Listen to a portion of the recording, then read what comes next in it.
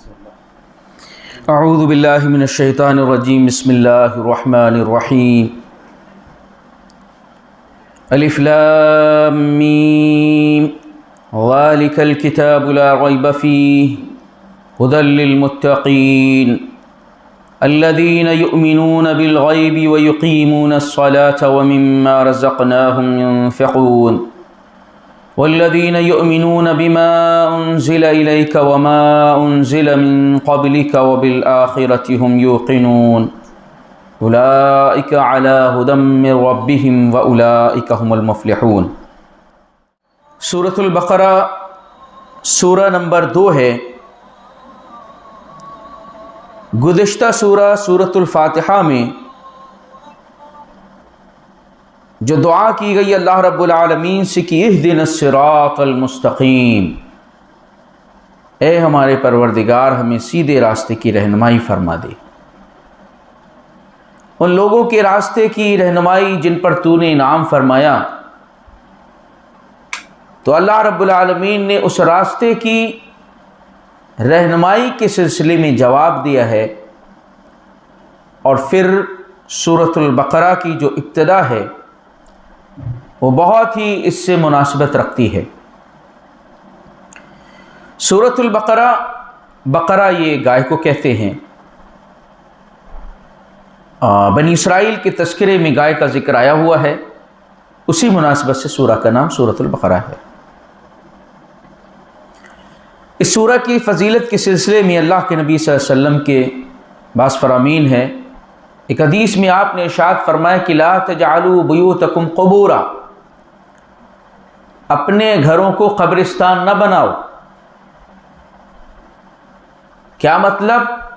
ان میں قرآن مجید پڑھا کرو، قرآن کی تلاوت کیا کرو۔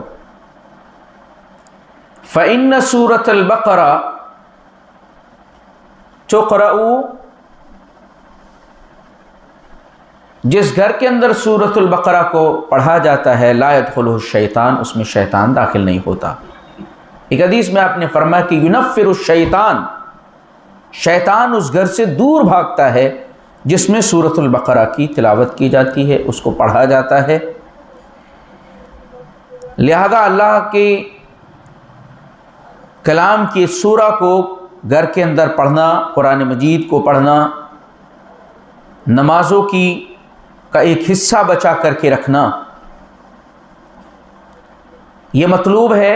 اور کہا گیا کہ اپنے گھروں کو قبرستان نہ بناؤ، جہاں نہ نماز ہے نہ تلاوت ہے، سنسان مردوں کی بستی ہے، وہ زندوں کی بستی نہیں ہے۔ گویا کہ گھروں کے اندر قرآن مجید کا پڑھا جانا یہ زندگی کی علامت ہے، یعنی جن گھروں میں اللہ کا ذکر ہوتا ہے وہ گھر زندہ ہیں، اور جنہوں میں ذکر نہیں ہوتا وہ مردہ ہیں۔ سورہ شروع ہوتی ہے الف لام میم۔ اس قسم کے الفاظ قرآن مجید کی مختلف سورتوں کی ابتدا میں آئے ہوئے ہیں، اور ان کے معنی، مفاہیم کو، ان کی مراد کو اللہ کے سوا کوئی نہیں جانتا۔ کسی صحیح روایت سے یہ بات نہیں پتہ چلتی ہے کہ ان الفاظ کے معنی کیا ہیں۔ الف لام میم، ہا میم، یاسین، طاسین، کاف ہا یا عین صاد، اس قسم کے کئی سارے الفاظ آئے ہوئے ہیں، ان کے معنی کو کوئی نہیں جانتا ہے۔ ہاں، اللہ کے نبی صلی اللہ علیہ وسلم نے ایک حدیث میں یہ ضرور ارشاد فرمایا کہ من قرأ حرفا من کتاب اللہ، جو شخص اللہ کی کتاب کا ایک حرف پڑھتا ہے فلہ عشر حسنۃ، تو اس کے لیے ہر حرف کے پڑھنے پر 10 نیکی ملتی ہے۔ تو آپ نے فرمایا کہ ولا اقول الف لام میم حرف، تو میں یہ نہیں کہتا کہ الف لام میم ایک حرف ہے، بلکہ الف حرف ولام حرف ومیم حرف۔ الف ایک حرف ہے، لام ایک حرف ہے، میم ایک حرف ہے۔ گویا کہ الف لام میم پڑھنے پر 30 نیکیوں کا بندہ مستحق ہو جاتا ہے۔ لیکن اس کا معنی اور ہے کیا، اس کو اللہ کے نبی صلی اللہ علیہ وسلم نے نہیں بیان فرمایا۔ بعض گھروں میں ہم دیکھتے ہیں کہ تختیاں بنی ہوتی ہیں، حروف مقطعات ان کو کہا جاتا ہے، کیونکہ ان کو قطع کر کے الگ الگ کر کے پڑھا جاتا ہے۔ الف لام میم، الف الگ ہے، لام میم ایک ساتھ مل کر کے لکھا ہوا ہے، تو علامہ ایسا کر کے نہیں پڑھیں گے آپ، بالکل کمپلیٹ ورڈ پڑھیں گے الگ کر کے، اس کو کمپلیٹ لفظ جو ہے اس کو پڑھیں گے، حرف کو الگ کر کے۔ اس لیے ان کو حروف مقطعات کہتے ہیں۔ لوگ تختیاں بنوا لیتے گھروں میں لٹکاتے ہیں اور یہ تصور کرتے ہیں کہ ان کے لٹکانے سے گھروں کے اندر برکت آتی ہے، تو یہ صرف محض لوگوں کا اپنا خام خیالی ہے۔ اللہ کے دین نے اس قسم کی کوئی رہنمائی نہیں فرمائی گئی۔ آپ صلی اللہ علیہ وسلم نے کوئی ایسا حکم نہیں دیا ہے کہ اس سے برکتیں آتی ہیں۔ جب ان کے معنی مراد کوئی نہیں جانتا، آپ اس کو کسی مقصد کے لیے کیسے استعمال کر سکتے؟ ہاں، اللہ کے نبی نے یہ ضرور فرمایا کہ ان کو پڑھنے سے آپ کو نیکیاں ملیں گی، ہر حرف کے پڑھنے پر ملتی ہیں قرآن مقدس کے، تو یہ حروف بھی اگر آپ پڑھیں گے تو ان کے پڑھنے پر بھی آپ کو 10 نیکی ملیں گی۔ ذالک الکتاب لا ریب فیہ، ذالک اشارہ بعید ہے، یہ وہ کتاب ہے لا ریب فیہ جس میں کوئی شک نہیں ہے۔ اللہ کی اس کتاب کے اندر تو کوئی شک نہیں ہے، لیکن یہاں مفہوم یہ ہے کہ اللہ کی طرف سے نازل ہونے میں کوئی شک نہیں ہے۔ لوگوں کے اعتراض اور شک و شبہ اسی بات میں تھا کہ یہ اللہ کی طرف سے ہے یا نہیں۔ وقال الذين كفروا ان هذا الا افك افتراه واعانه عليه قوم اخرون، اللہ کے نبی صلی اللہ علیہ وسلم کے اوپر الزام لوگ لگاتے، کہا یہ انہوں نے اپنی طرف سے گڑھ لیا ہے، دوسرے لوگوں نے ان کی مدد کی ہے۔ ان کو شک اس بات میں تھا کہ یہ اللہ کی طرف سے نہیں ہے، بلکہ یہ انسان کی طرف سے گڑھا ہوا کلام ہے۔ اللہ نے فرمایا کہ لا ریب فیہ، اس میں کوئی شک نہیں ہے۔ سورہ سجدہ انہی الفاظ سے لگ بھگ شروع ہو رہی ہے، الف لام میم تنزیل الکتاب لا ریب فیہ من رب العالمین۔ اس کتاب کا نزول سارے جہانوں کے پروردگار کی طرف سے ہوا ہے جس میں کوئی شک نہیں ہے۔ اس کے نزول میں اس بات کو کھول کر کے بیان کیا گیا وہاں پر کہ کس میں شک نہیں ہے، نزول میں اللہ کی طرف سے کوئی شک نہیں ہے، یہ اللہ کی ہی کتاب ہے۔ سب سے پہلی بات تو یہ سمجھائی گئی ہے کہ اگر تم ہدایت چاہتے ہو، جو تم نے اہدنا الصراط المستقیم میں رب سے سوال کیا ہے ہدایت کا، تو تمہارے لیے ضروری ہے کہ اللہ کی کتاب اب تمہاری رہنمائی کرنے کے لیے آگے دی جا رہی ہے۔ سب سے پہلی بات تمہیں یہ سمجھائی جا رہی ہے، یہ وہ کتاب ہے جس میں شک کرنے کی کوئی ضرورت نہیں۔ جو شک کرے گا اس کو یہ کتاب ہدایت نہیں ہے اس کے لیے۔ سب سے پہلے یہ مانے کہ یہ اللہ کی طرف سے ہی ہدایت کا انتظام کیا گیا ہے، اللہ کی طرف سے کوئی شک نہیں ہے اس میں۔ پہلی بات یہ سمجھ لے اور اپنے دل میں اس بات کو بیٹھا لیں کہ اللہ کی کتاب ہے، یہ اس کی طرف سے نازل کی گئی ہے، جناب محمد رسول اللہ صلی اللہ علیہ وسلم پر نازل کی گئی، جبرائیل علیہ السلام اس کو لے کر کے آئے، یہ اللہ کی کتاب ہے، اس کے نازل ہونے میں اللہ کی طرف سے کوئی شک نہیں ہے۔ ھدی للمتقین، جواب یہ دیا جا رہا ہے یہ کتاب ہدایت ہے، لیکن ہر شخص کے لیے نہیں ہے۔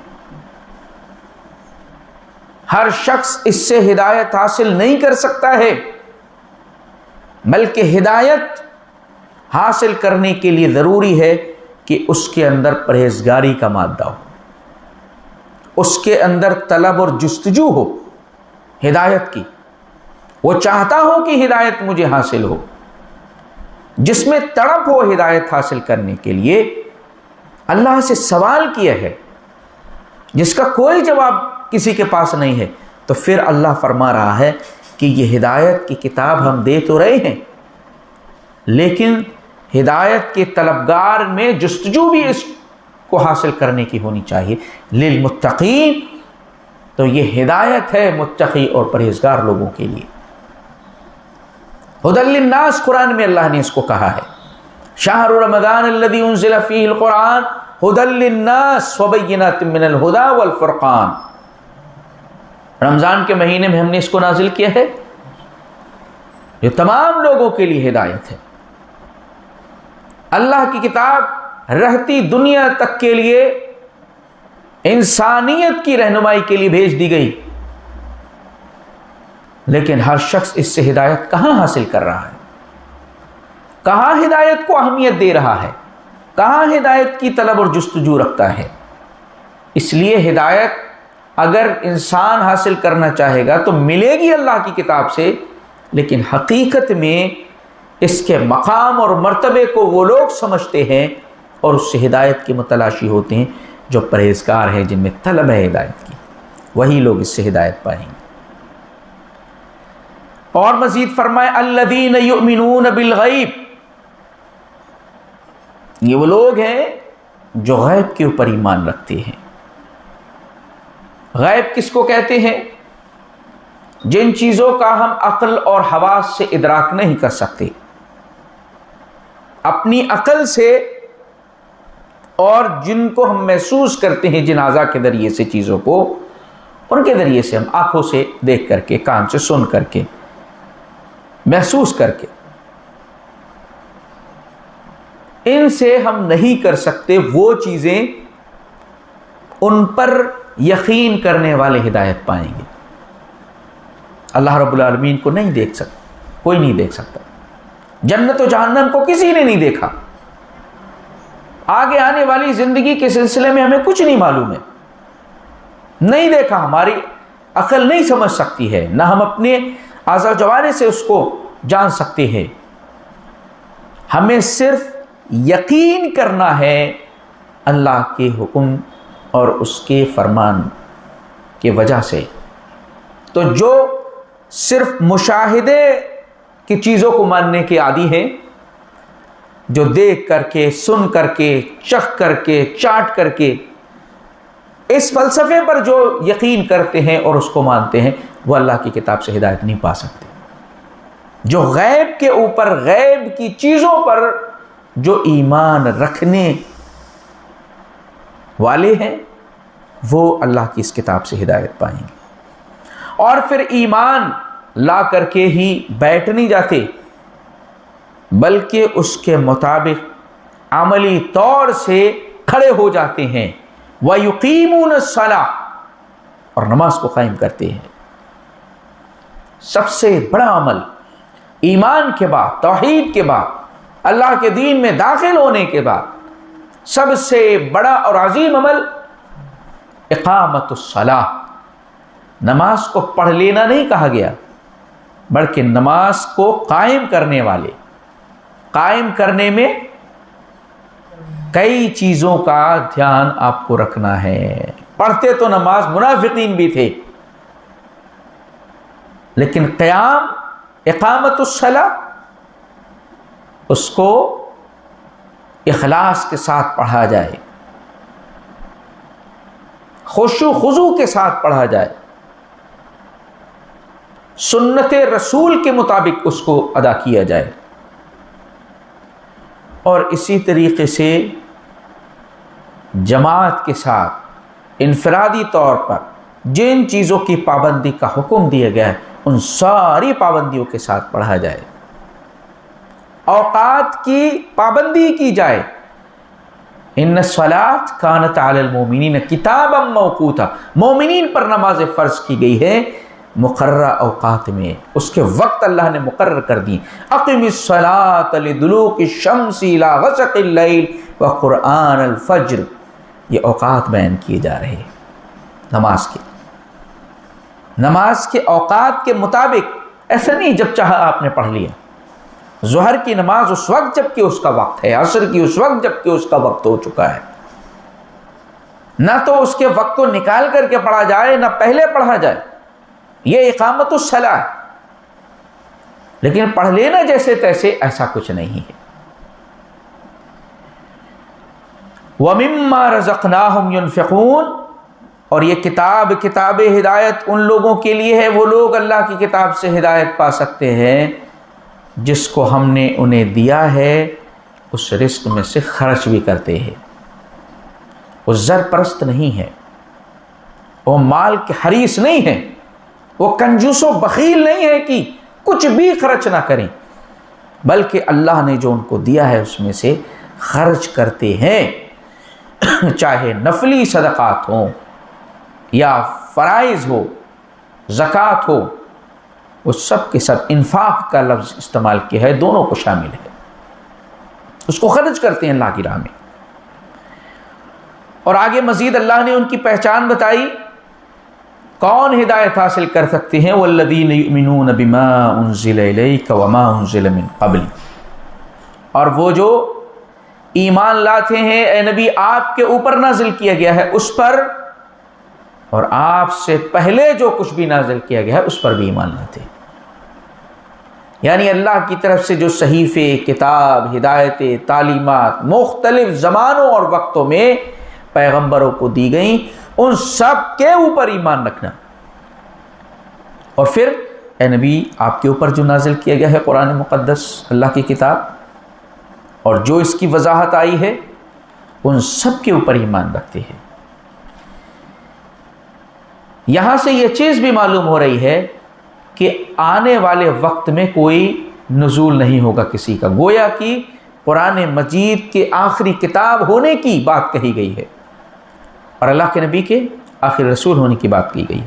کیونکہ جب اللہ نے فرمایا کہ اس پر ایمان رکھتے ہیں جو آپ کی طرف نازل کیا گیا، اور آپ سے پہلے جن پر نازل کیا گیا اس پر یقین رکھتے ہیں، اس پر ایمان لاتے ہیں. اگر بعد کا ہوتا تو یہ بھی کہا جاتا کہ بعد میں جو نازل ہوگا اس پر بھی ایمان رکھتے ہیں. بات کی بات نہیں ہے، صرف وہیں پر ختم کر دی گئی. آپ پر جو نازل کیا گیا آپ سے پہلے نازل کیا گیا، بعد میں نہیں. اس کا مطلب یہ آخری کتاب ہے اور اللہ کے نبی آخری پیغمبر ہیں اللہ کے. اب اس میں کسی اور نبی کے یا کتاب کے آنے کی کوئی انتظار کی ضرورت نہیں ہے. یہ ایمان رکھتے ہیں اور یہ عالمی بنا دیتا ہے یہ تصور اللہ کے اس دین کو کہ ہم سب کے اوپر جو ایمان لے کر کے آئے ہیں، جو بھی پیغمبروں پر نازل کیا گیا، لیکن عمل اللہ کی اس کتاب کے مطابق ہوگا، اللہ کے نبی کے مطابق، شریعت کے مطابق ہوگا. لیکن وہ کتابیں سچی تھیں، کتاب ہدایت تھیں، اپنے وقتوں میں پیغمبروں کو دی گئی تھیں. اس پر ہمارا ایمان ہونا چاہیے. وَبِالْآخِرَةِ هُمْ يُوقِنُونَ، اور آخرت کے اوپر یقین کرنے والے جو لوگ ہیں، آخرت کو ماننے والے، آخرت کا اقرار کرنے والے نہیں، بلکہ آخرت پر یقین ہو کہ جو بات بتائی گئی ہے اللہ اس کے رسول کے ذریعے سے آنے والی زندگی کے سلسلے میں، وہ بالکل برحق اور سچ ہے. اس پر یقین کامل ہو جائے. جو یقین رکھتے ہیں، اللہ تعالیٰ نے ایسے لوگوں کے سلسلے میں کیا فرمایا؟ اولئک علی ھدی من ربہم، یہی وہ لوگ ہیں جو اپنے رب کی جانب سے ہدایت پر ہیں. ہدایت کا سوال تھا نا، تو اللہ نے فرمایا کہ ہدایت ان لوگوں کو ملے گی جن کے اندر یہ صفات ہوں گی، خصوصیات ہوں گی. ہدایت پر وہ لوگ ہیں اور اللہ کی طرف سے ہدایت یافتہ ہیں وہ لوگ جو قرآن مقدس کو برحق سمجھتے ہیں، اللہ کی طرف سے نازل کردہ کلام مانتے ہیں، اور جن کے اندر ہدایت کی طلب اور جستجو ہے، متقی پرہیزگار ہیں، غیب پر ایمان رکھتے ہیں، نماز و زکوٰۃ کی ادائیگی کرتے ہیں، اور پھر اللہ نے جو اپنے نبی پر نازل کیا گیا، پہلے نازل کیے گئے سب پر ایمان و یقین، اور آخرت کے دن پر یقین. اللہ فرما رہا یہ رب اپنے رب کی جانب سے ہدایت پر ہے. اگر تم ہدایت چاہتے ہو تو اتنی چیزوں کے اوپر یقین کرو، ان کو پریکٹس میں لاؤ، ان کے مطابق عمل شروع کر دو. اور پھر اللہ نے یہی نہیں فرمایا کہ یہ ہدایت پر ہیں، بلکہ فرمایا کہ وَأُولَئِكَ هُمُ الْمُفْلِحُونَ، یہی لوگ ہیں کامیاب. ان کو کامیابی اللہ کے یہاں پر ملے گی. اللہ کی کتاب پر مکمل یقین، اس کی تعلیمات پر یقین، اس کے مطابق بتائے ہوئے ہدایات اور نصیحتوں کے مطابق عملی زندگی، اللہ فرما رہا ہے ایسے لوگ ہدایت پر بھی ہیں اور کامیاب بھی ہیں۔ ایک بات اور کہی گئی تھی سورۃ الفاتحہ میں کہ اللہ ان لوگوں کا راستہ جن پر تیرا انعام ہوا، یہ وہ لوگ ہیں جن کی صفات ہے، اور ان کے راستے پر نہ چلا نہ مولا جو گمراہ ہو گئے، بھٹک گئے، تیرے غضب کا شکار ہو گئے، ان کے راستے سے اللہ تیری پناہ چاہتے ہیں۔ تو آگے اللہ تعالیٰ نے ان لوگوں کے راستے کی بھی وضاحت کی ہے، یہود کی، نصارہ کی۔ یہودیوں کے کردار کو سورۃ البقرہ میں بیان کیا گیا، اور سورہ آل عمران جو اس کے بعد آئے گی اس میں نصارہ کی بدعمالیوں کو، بد کرداریوں کو بیان کیا گیا ہے، اور ساتھ میں ان لوگوں کا کردار بھی بیان کیا گیا ہے جو اللہ کی اس کتاب پر ایمان نہیں رکھتے، اور وہ اس طریقے سے اللہ کی اس کتاب کو نبی کے اوپر ایمان نہیں رکھتے، نبی پر ایمان نہیں رکھتے جیسا کہ ماننے کا حکم دیا گیا ہے، ان لوگوں کی بھی وضاحت کی گئی۔ یہ 5 آیتوں میں اللہ تعالیٰ نے ان لوگوں کا ذکر فرمایا ہے کہ اگر جو اپنے اندر یہ صفات پیدا کر لے گا، اس کے مطابق عمل شروع کر دے گا، اللہ کی طرف سے ہدایت پر ہے۔